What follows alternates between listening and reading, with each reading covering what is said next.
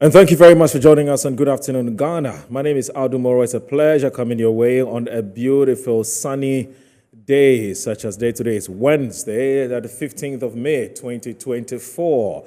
Today, I host a man who once at some point was a staunch member of the New Patriotic Party. He just recently announced that he's ditched the party he's been with for many years. He says that the party is not living up to his own values and the party is not serving the interest of Ghanaians. And so he doesn't want to have anything to do with the ruling New Patriotic Party. And that he chooses to go as an independent candidate in the Kaikwe North constituency in the parliamentary elections for this year. There's quite a number of other things that Mr. KENNETH Kuranchie, who is also the managing editor of the Searchlight newspaper, has said. He'll be joining us shortly on Good Afternoon Ghana.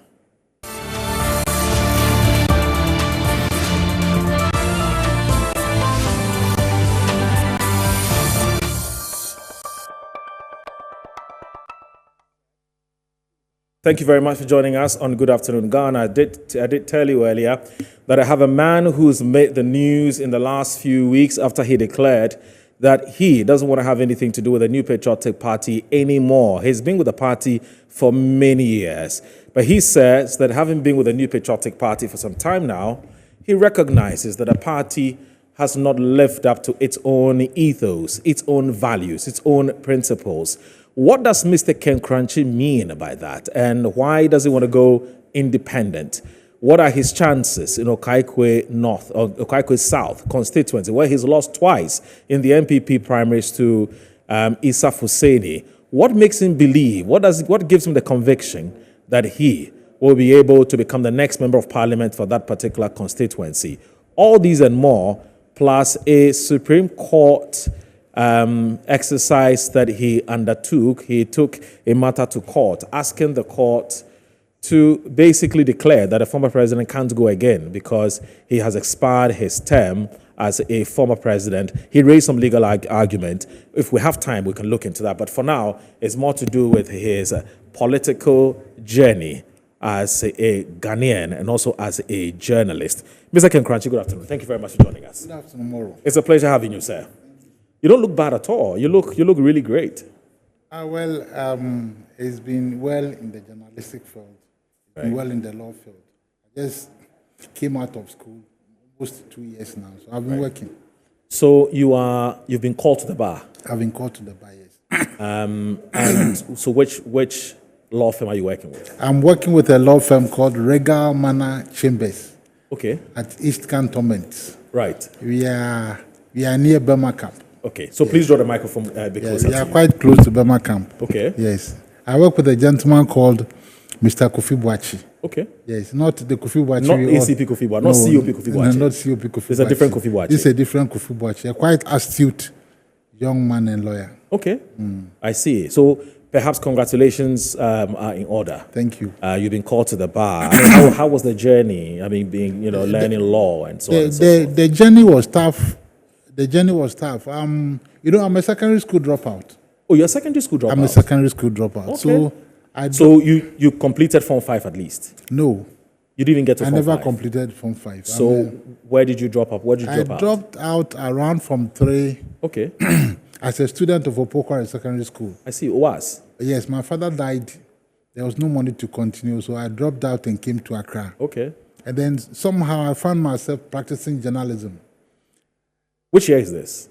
Oh, I came about 30 to almost 40 years ago. Wow, practicing journalism? No, I started practicing in the early 90s. In the early 90s? Early 90s, okay. Yes. I've worked with people like Koku Bakum before, with Kofi Kumson. Okay. At a point in time, I thought, those who know me know that I'm quite interested in constitutional law. So I decided that I wanted to be a lawyer, but I had no formal educational certificate. So I got myself admitted into the University of Ghana as a mature student. Okay. And then I managed to graduate. And then I applied to enter Mount Crest University. Mr. Hassan Sari was gracious enough to give me the opportunity. And I went to Mount Crest University. Before I got to Mount Crest University, I was in prison. Right. That was around 2013. Right. I had my run-in with the Supreme Court. Right. So You and Atubiga. me and Atubiga. Atubiga. Yeah. My brother Atubiga. So Yeah, he's also broken away from the NDC. He said it's I from hear, his own party. yes, I hear. Yes. I hear it's broken away. He has his issues with the NDC. Yes. Yes. So, after the prison sentence, I came to Mount Crest University.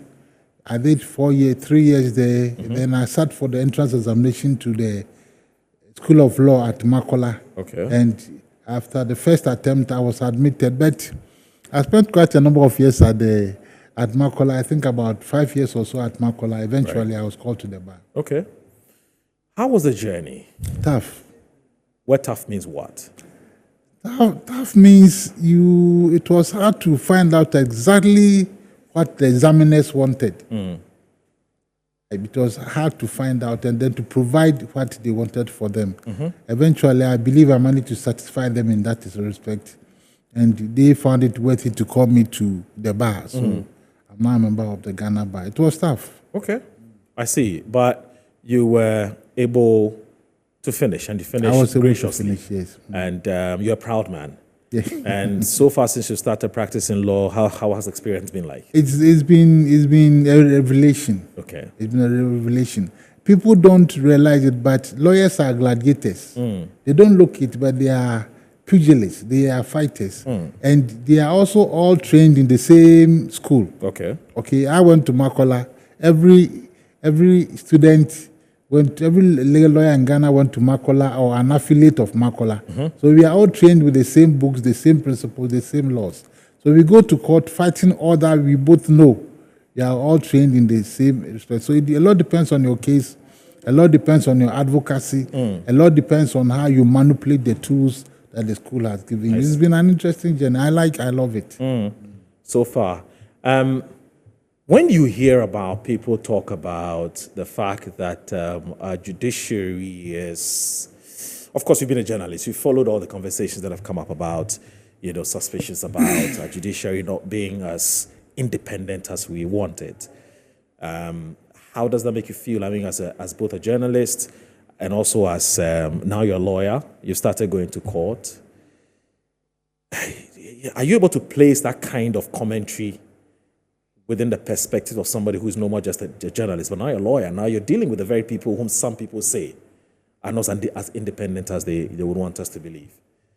Have you picked up any new perspective? My experience with Ghanaian judges, is that by and large they are very well trained. Right. I'm surprised about that. I think they are even better trained than the lawyers. Right. Because they seem to be quite on top of their procedure. That is the sense I'm getting from the couple of years exposure I'm getting to Ghanaian judges, that they are quite well trained when it comes to procedure. Okay. I think that there is also an element, and it is coming from culture, an element of respect for authority, right, and for leaders. Okay, I think recently you heard a comment that was made by the judge who's sitting over the Trump case. Yes. That he didn't want to jail the man because he's a former president and has likelihood to become the next president of America. And I think a similar culture. There's a similar culture in Ghana. Yes. And really, you can't blame them. You have a case before you that has to do with a former president. That's a tough one. Yeah, that's a tough one. You have a case before you that has to do with someone like President Kufuor. That's a tough call. Yes. And very soon, cases will be arriving in the Supreme Court that has to do with this administration and others. I mean, so it's a tough call. And people look at that and they say that these people are not independent. I do not think that it is fully the case. It is that we have this cultural thing, and sometimes the thing comes up, and the person at the center doesn't even realize the picture, the image the person is giving out there, that people may not be seeing the person as independent as the person ought to be. So those things, if you are going into court as a lawyer, you ought to factor those aspects. It's a human being. Yeah. The person, you do not know the church the person attends. They don't know where the person comes from. And I know lawyers who have made a study of that. You must know the judge's jurisprudence. Yeah. You must know how the judge's mind works. You see an SDA member. Is he a Catholic? If he's a Catholic and you are going to go into court and cross-examine a Catholic, how will you? People study that thing very carefully because it has a bearing on the final outcome. So you're saying that judges have natural biases? Oh, they have natural biases. The only bias that a lot of people find problematic is when it's political or partisan. Especially in a developing democracy. They also vote too.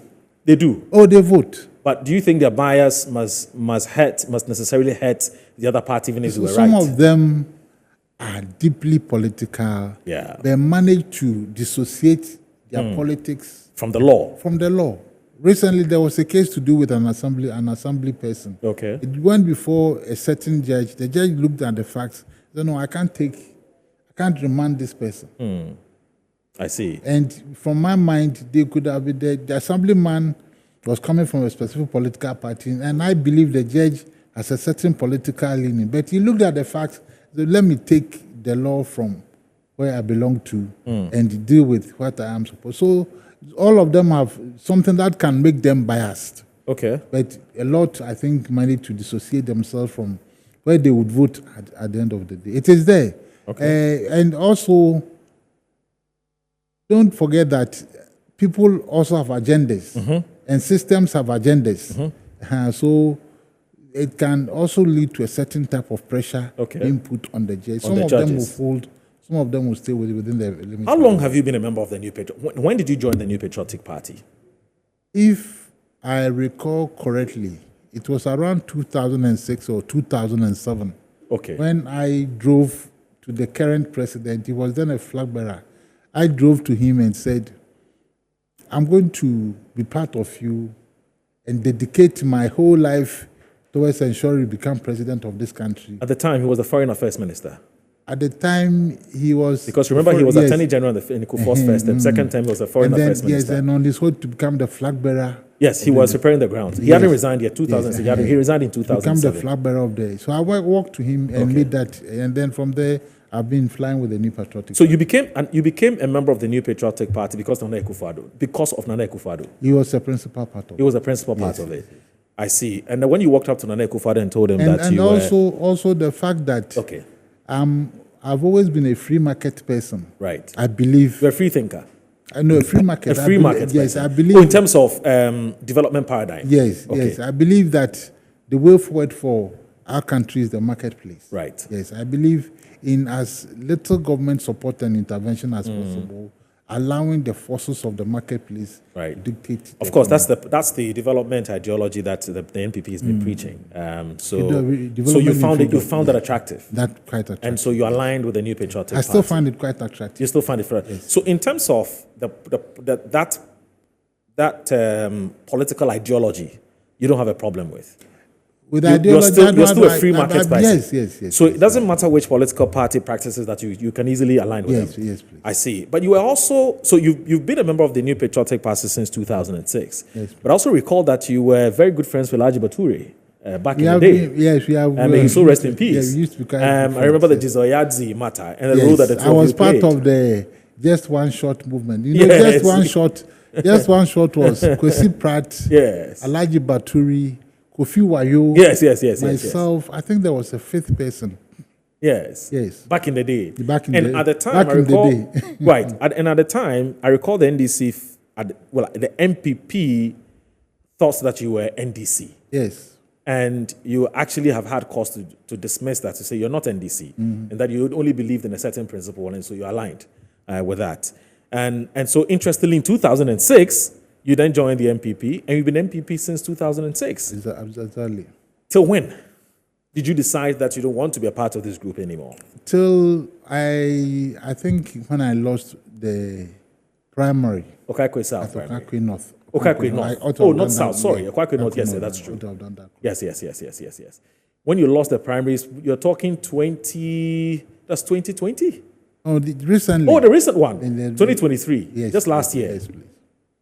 So when you lost the primaries, you then lost interest in the MPP. when I lost the primary, you see, the primary has antecedents. Okay.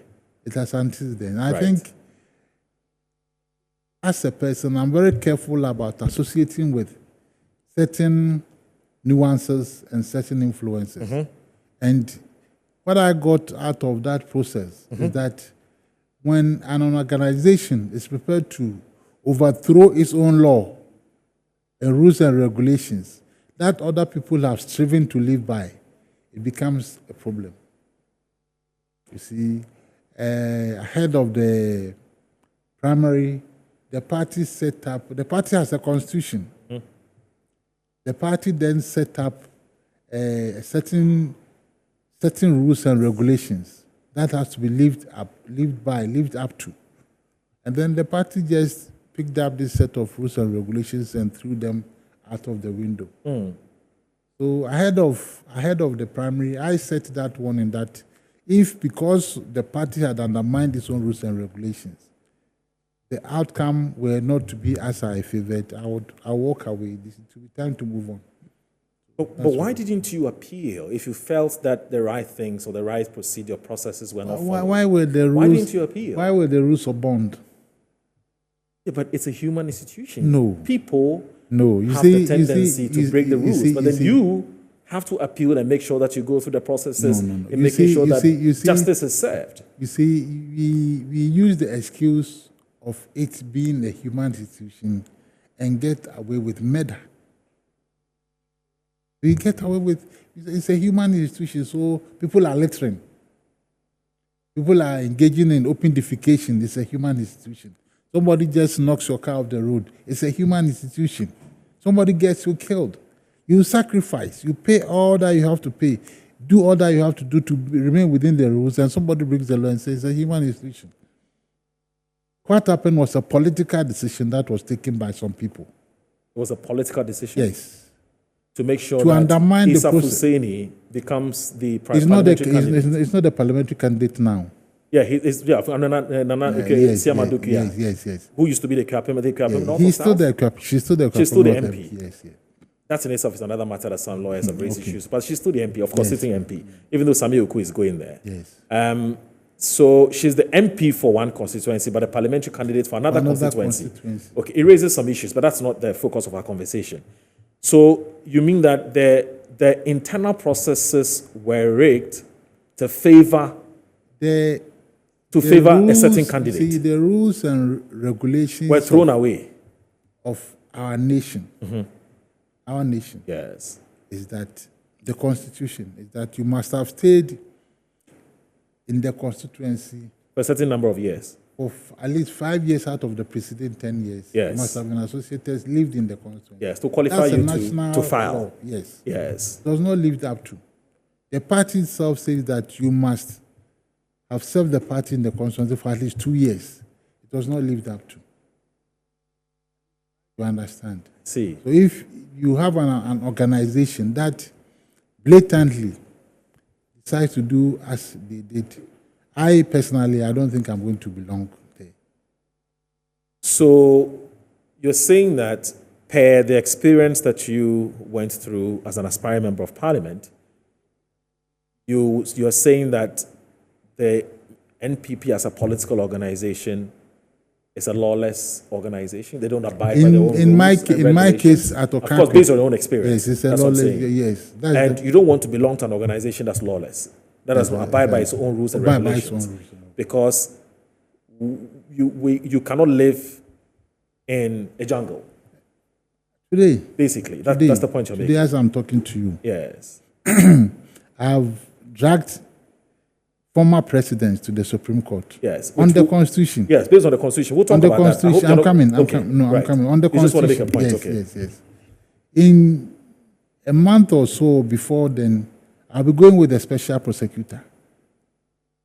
And then other things that... So if the Constitution is that important to me, and I belong to an organization that does not respect the Constitution, I think it is incumbent upon me to leave.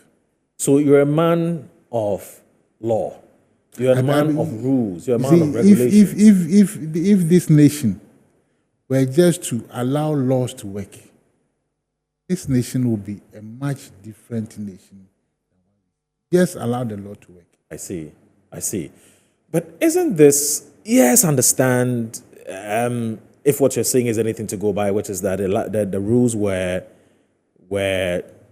thrown us out of the window just to make sure that, just for us a investor candidate. And so you have decided to part ways with the New Patriotic Party. But some would also say that perhaps this is also a matter of, or a case of sour grapes. Maybe you're just a sour loser. Yes, something didn't go right, but some will argue that you could have resorted to other means of seeking justice. Well, one thing, rather than jump. One thing I do not try to dictate to for other people is how they think. Okay. The conclusions they come at their own business. You're entitled to. Yes. You're also entitled to what you say. Yes. They are free to think about me as they want to think.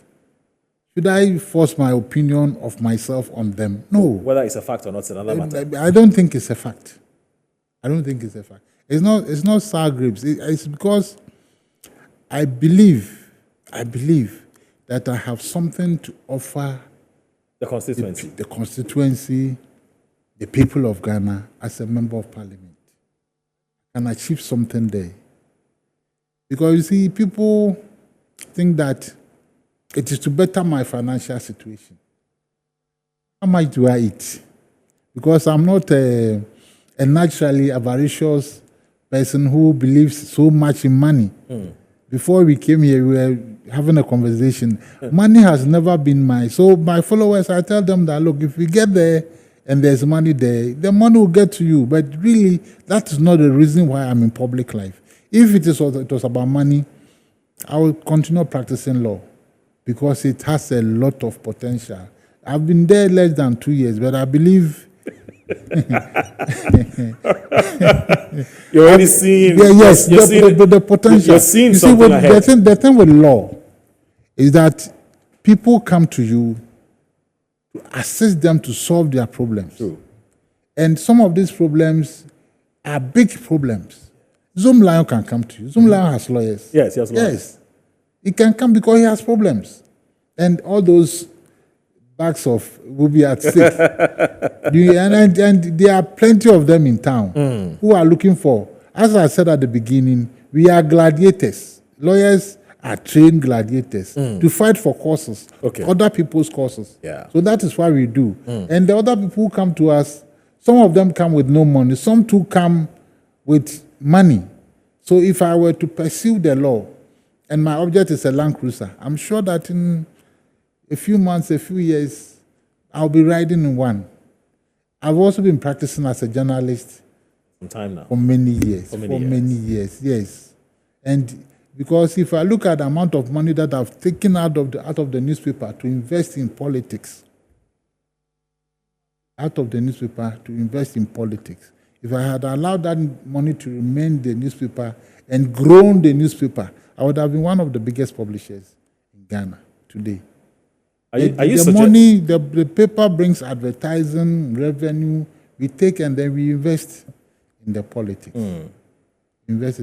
So it's not about money. I believe that I have something I can offer the people of this country.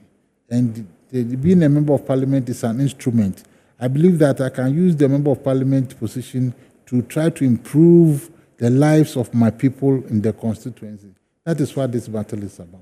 Now, this argument you're making and this charge or criticisms that you're leveling against the New Patriotic Party, which is that it is not a party that believes in the rule of law, even though it claims that it believes in the rule of law. It's not a party that believes in regulations and all the things that you said. We've heard the opposition say the same thing about the New Patriotic Party. And at the time, I didn't think that... the opposition, do they believe in the rule of law? Yes, I'm talking... Maybe when I land, you'll understand. When I land, you'll understand where I'm coming from. But I'm saying that the opposition has also been criticizing the New Patriotic Party for the same thing that you're criticizing the New Patriotic Party for. Are you, by these statements, then confirming what the NDC has been saying about the New Patriotic Party? And they've said that time and again with how the selection process is from the parties, national, flag bearership, blah, blah, blah. They've said similar things as you've just said.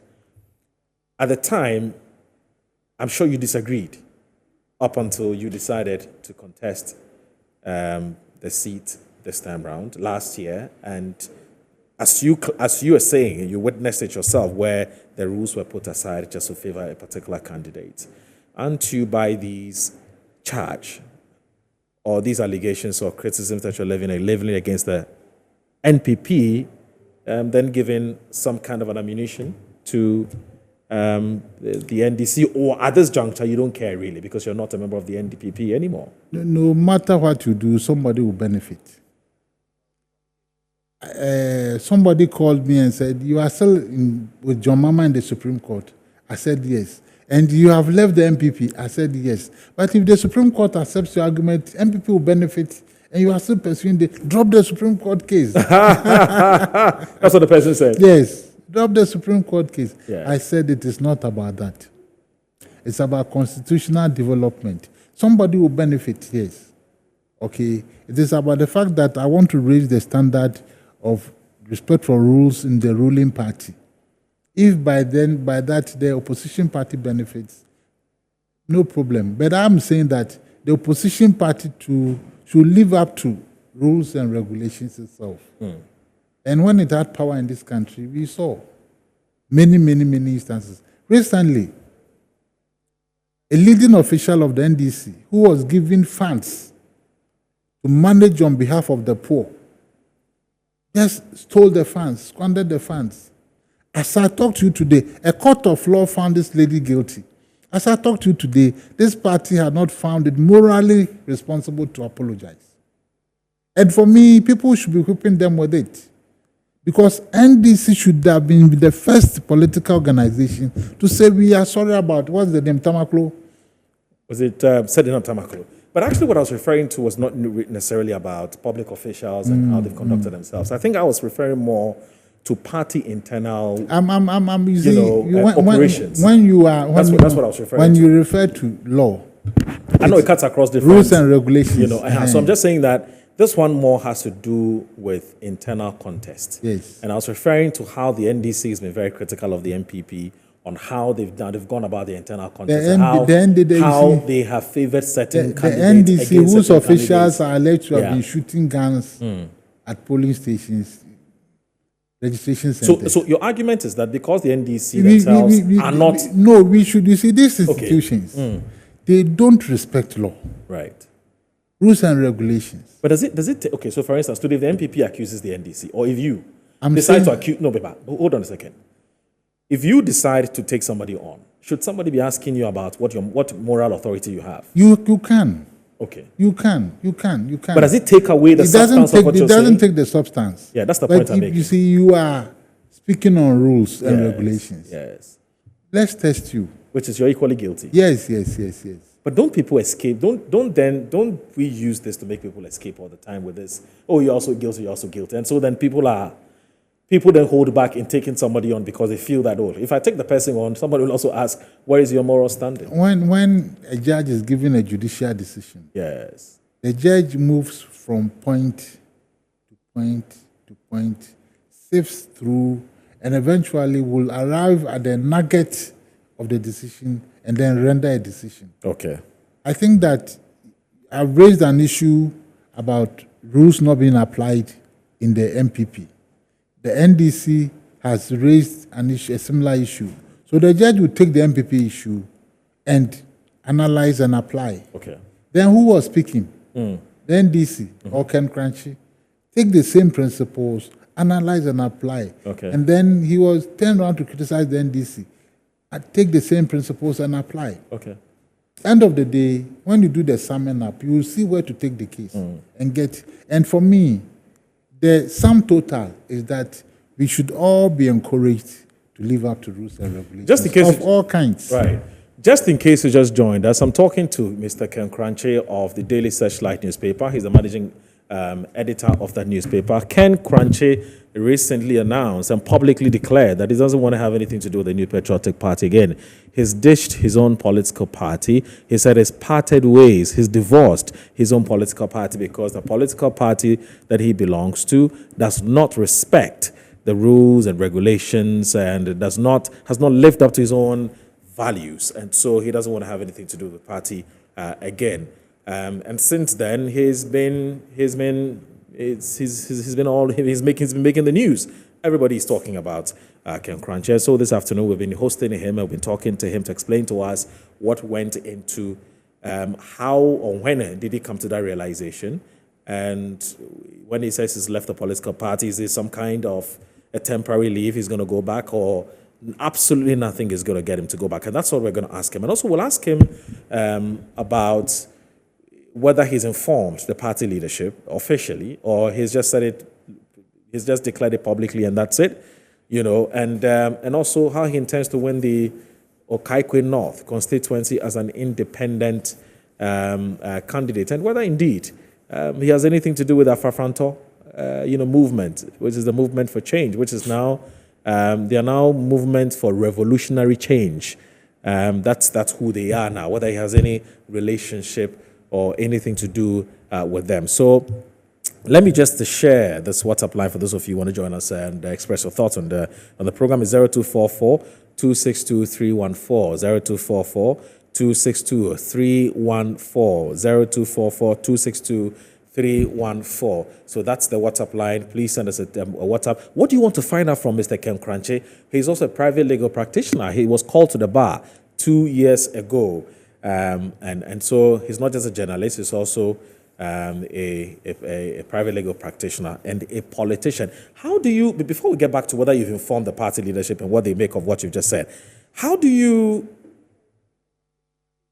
make of the concerns that some section of Ghanaians have about how media people have become, or some media people who are also politicians or wearing political outfits or clothes, but they are sitting on air, they are on the radio, on TV, they are managing newspapers and so on, and who portray themselves as being in the middle, but are working for political party A or political party B. Should journalists be allowed to feel free to declare which political party they adore, for as long as they can be in the middle and do a neutral and an impartial job? Let me just quickly pick your mind on this before we talk about what you've done since you announced it. Well, I have no problem with journalists being politicians. Politicians. Kwame Nkrumah was a journalist. Yes. Was he not? Of course he was. He was, and a very big-time politician. Yes. And Nnamdi Azikiwe. These were political guys. Yes. And there have been others throughout the centuries. I mean, I find nothing wrong with the journalists being... They are the purists who say that if you are a journalist... Be a journalist. And they are also right. They are right. There should be people like you who, in the middle, the professional.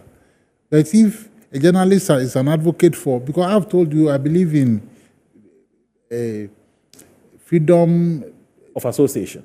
No, free market. I believe exactly, in a free market. And it's a political ideology. Yes. And if I should be free to advocate for that as a journalist. So whoever the cap fits, let them wear it. Yes. I think that because there are people who are...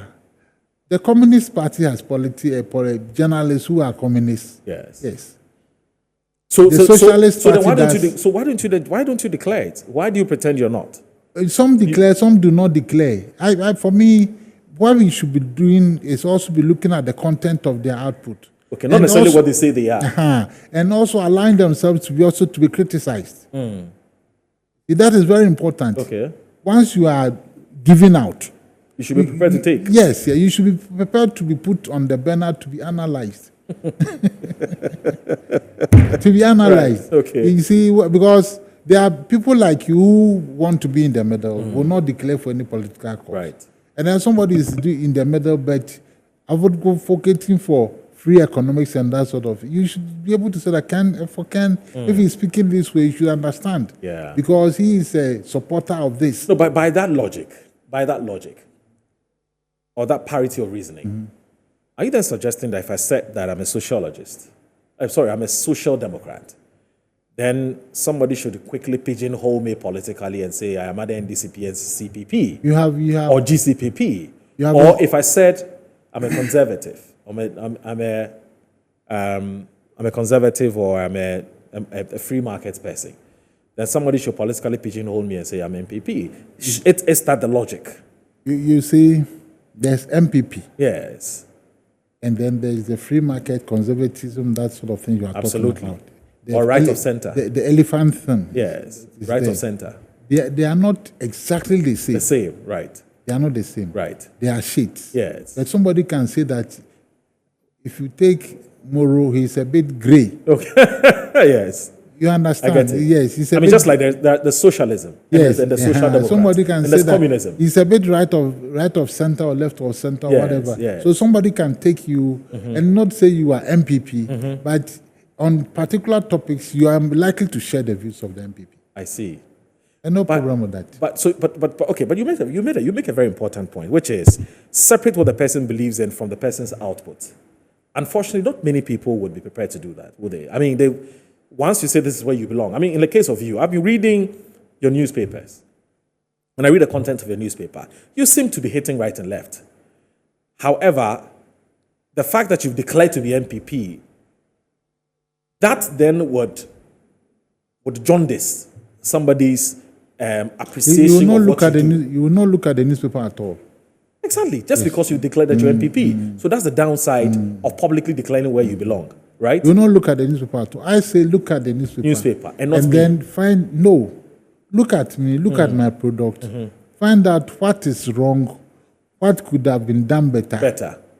You see, then we are growing. Rather than reading everything within the lenses of the politics I've declared. If it came from KENNETH KURANCHIE, then is MPP. Let's throw it somewhere. I'll take a short break. Now when I come back, I guess that it will be the right time to ask him. So since he declared he doesn't want to become a member of the MPP, what has he done since? Has he communicated that to the General Secretary, the National Chairman, the Youth Organizer, the Women's, whoever he needs to communicate that to whether it's a functional executive committee on NEC, or he doesn't even think it is necessary at all?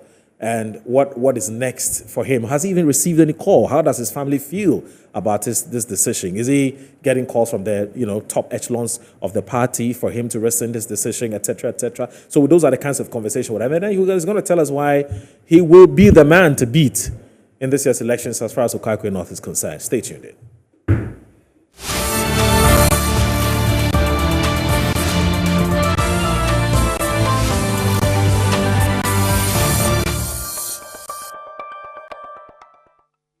All right, welcome back. This is Good Afternoon Ghana on Metro Television. This afternoon, I am hosting a veteran journalist. He's been a journalist for more than 30 years. I mean, since 1996. Oh, since 2007, sorry. He's been a journalist since 2000. No, actually, he's been a member of the MPP since 2007. But he's been a journalist since the 90s, 96 or so. 96. Before then. Oh, before then, right. So that's more than 30 years. Yeah, so he's my guest on Good Afternoon Ghana. He's also a private legal practitioner. He's now a Ghanaian, ordinary Ghanaian like all of us. He doesn't belong to any political party. He says he's a free market, admirer. He's a fan of free market economic theory and so on and so forth. And he's telling us why he's decided to ditch his own party, the New Patriotic Party. He's moved on and so on and so forth. So I was just saying that when you decided that you were leaving the New Patriotic Party, who did you inform that you were leaving? Or how long did it take you to decide finally that you're leaving? Was it a difficult decision or it wasn't at all based on what had happened to you? It's been a difficult decision. It's been difficult because I still believe in most of the things the New Patriotic Party believes in. These people too, like a lot of people in the NDC too, are my friends. Right. Yes, they are my friends. They're very good friends in the very, NDC. very good friends. So it's been difficult. There's also been the history, the association with people at the very highest levels of the party. Okay. The sacrifices that I've had to make over the years on behalf of the party. So it's not been an easy decision. It's not a decision you arrive at lightly. Likely. My mother called me and said, where you were born was as a member of this party. So this party is where you were born. So the MPP is tied to your umbilical cord. That's the point she was making. Are you Ashanti? I'm Ashanti. Okay. So don't live in Accra and forget home. Okay. Because this is you. So the MPP is more like your heritage. So saying Something that you're like quitting is like abandoning your heritage. Something like that. So my reply to that is that we give birth to children. Yes. They grow into adulthood. Then they die. True. People have children who are medical doctors, architects, pilots, businessmen, and they just get up one day and die. What do you do? Right. I think that it will be in the interest of Ghana that I take this decision. Today I got a call from a gentleman at from Takrady. I don't know whether he would like his name being mentioned on air. You don't have his permission, so yeah, I don't have his permission. Please don't do that. Yes. And he was saying that we need to do something about these two political parties. Because you see, if you don't do something, if you continue to say that this is my umbilical cord, blah, blah, blah, blah, the time will come when we cannot do anything. We don't want a military adventurer. We, the civilians, must hold them over the fire and see what we can do different. Because they are not, in my opinion, representing the interest of the people of this country in a manner that ought to be represented. And something ought to be done about that. Today I heard of a politician who is saying that churches will not be taxed. For God's sake, they are raising billions and billions and billions of cedis and using them for God knows what. In the UK, they have the Charities Commission. They don't come for the money, no, but you tell us what you do with the money. So even if you are not going to tax them, are you going to set up a Charities Commission? If you are not going to tax them, nobody wants to tax them. But the money must be used for God's work. For God's work. People are buying stretched limousines in the name of God, taking large sums of money. They take it to Nigeria. And so we won't tax them. If churches, we won't tax them. And everybody is watching. People are poor in this country. You've heard the kidney thing that they can't afford dialysis. People need money. You drive in traffic with me, don't you? I do. You've seen them, the 2-year-olds who are selling traffic. Haven't you seen them? You've not seen them. If you get to, is it Jowlu, Perez Chapel, in that traffic there, children who are 2 years old sell, and there's a major church there. We won't take taxes from you. We won't tax you. We won't tax you. Children, you see, I'm wearing a suit this afternoon. I should feel ashamed of myself as a leader of this community when I can see people gathering unjustified billions and a child who is 2 years old being forced to sell in traffic to survive. You understand? So when people are coming with policies, we won't tax you. But where's your Charities Commission? No, it's not my money. It is God's money. It should be used for God's children. Is that not so? Yes. So we shouldn't just let them get away with politics as usual. The challenge here is that, and here I know you're talking about Dr. Mahmoud Bawumia, who's the leader of the New Patriotic Party and also their flag bearer, the vice president.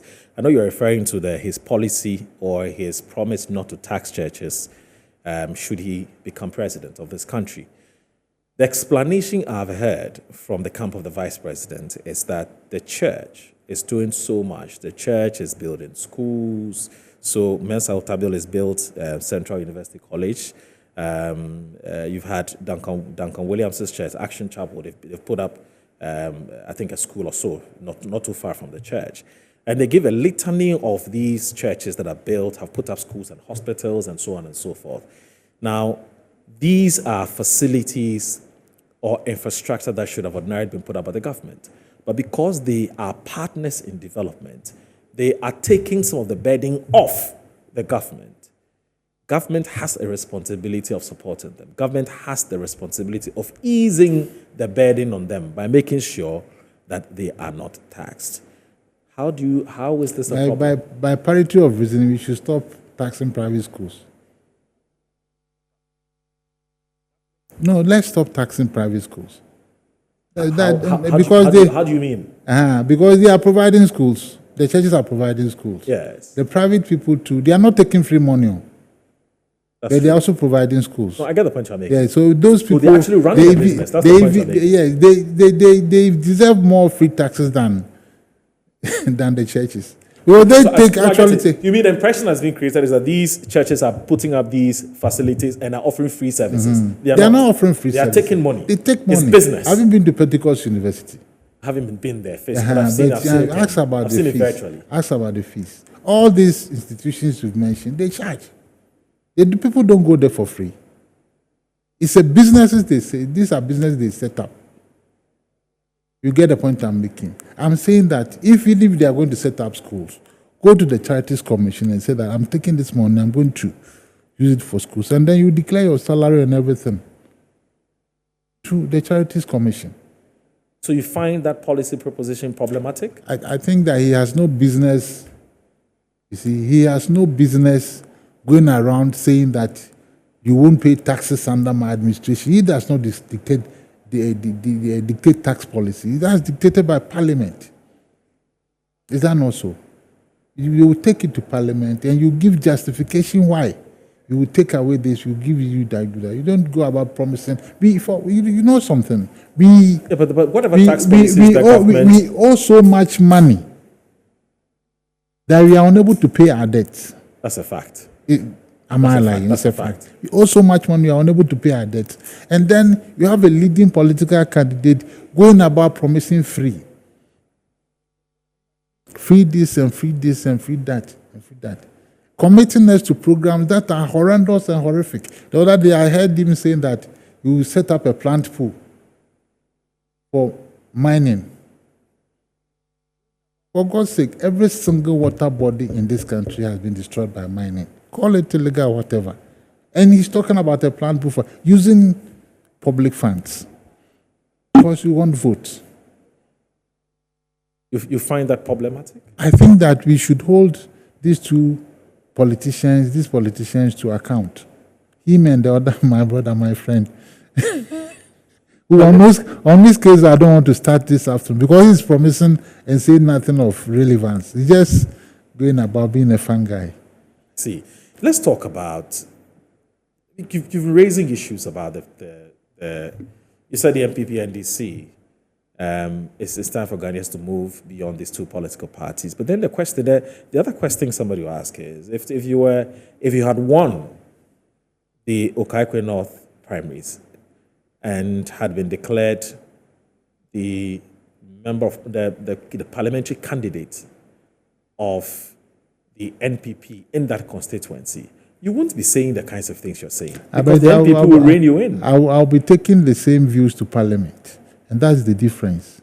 Because you see, I believe... But you don't believe in groupthink? No, that's another problem that we have. The group thinking. You don't believe in it? Have you read... You will be ostracized. Have you? There's a book, Groupthink. Yes. That's where I saw the word groupthink. I don't believe groupthink also help. Really? Yeah, it doesn't help. Yeah, but you belong to a family. Once a decision is taken, you have to go with it. But you can express your opinion, but do that quietly and internally. You can also express how uncomfortable you are with the decision. Publicly? Yes. You see... but that amount to washing your party's people have done it with e-levy. People have done it with e-levy. I was in Parliament to see one of the leadership. And I had the privilege of getting the opportunity to watch the Parliament TV. So I sat there and enjoyed the TV. And they were covering the floor of Parliament. And on the day I sat there, for about 1 hour, all the work that they did that day was approved loans. Approved loans. The minority will raise it. And then Atto Forson and Co do some concert party work, as if they oppose him. But like oh, true. It's like a collaboration. And this was a nation that was at the same time negotiating with IMF and the World Bank. Are you still a member of the National Media Commission? Oh, I left there a long You left there a time long time ago. Yes. I see. All right. So you will win the Okaikwe North constituency. I'll do my best to You do your win. best to win. You do my best to win. You see, I have to explain what I'm about to the people. All right. And I believe that the people deserve a right to have a leadership of service. Okay. Of the three candidates who are so far clear, I think I'm the only person who lives in the constituency. The others might put up a charade that, oh, this is where I live, but they don't live there. And they'll realize after December 7th, when they win or they lose, they will disappear. But I live there. I've lived there for... Have you had calls since you left? Have you had calls from some top echelons of the party to change your mind? My friends call me. Yeah. My friends call me. But you've told them that some of them say clearly that, Ken, this party, no matter how you struggle, you'll not be allowed to leave. So it means we shouldn't be surprised if you change your mind. No, I'll be very it's a done deal. I'll be very surprised if I change my mind. Okay. They tell me, no matter how you struggle, you'll not be allowed to leave. Okay. We shall see. All right. We'll see how it goes. The coming days will be very interesting. So KENNETH KURANCHIE has been my guest on Good Afternoon Ghana. He came here to announce or to actually emphasize the fact that he is no more with the New Patriotic Party and that he's standing as independent in the Okaikwe North constituency. And he says you do everything possible to win the seat for himself and for his people. Thank you very much for watching Good Afternoon Ghana. My name is Aldo Moro. Your messages, unfortunately, I couldn't read them. But let me see if I can squeeze just 30 seconds. Good afternoon, Moro. I'm enjoying the conversation. It seems Ken is a principal man. That's coming from Nanaya. This one said, please thank you for your services, service and information given to us. God bless you. I'm McLean from Ashalibuche School Junction. And that's it. And some other messages, but those ones are quite personal. I don't want to read them. Have a wonderful afternoon. Bye-bye.